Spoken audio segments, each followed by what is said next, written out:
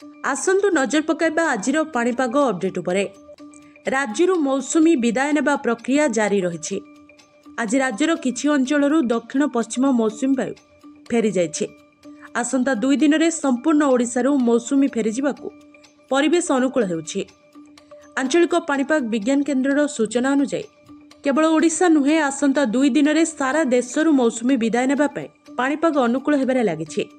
एही समय दक्षिण उपद्वीप और दक्षिण तथा संलग्न केन्द्रीय बंगोपसागर पूर्व और उत्तर पूर्व वायु चलन आरंभ हो फल दक्षिण पूर्व उपद्वीप अंचल में उत्तर पूर्व मौसुमी वायु जो वर्षा आरंभ हो।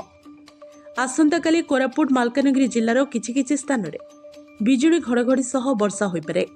राज्यर पाग एवं मुख्यतः सुखिला रहिबो। आसंता काली राजधानी भुवनेश्वर पाग आंशिक मेघुआ रहिबो। सर्वोच्च तापमात्रा 33 डिग्री और सर्वनिम्न तापमात्रा 23 डिग्री मध्य रहिबा नै सूचना देछि आंचलिक पाणीपाग केन्द्र।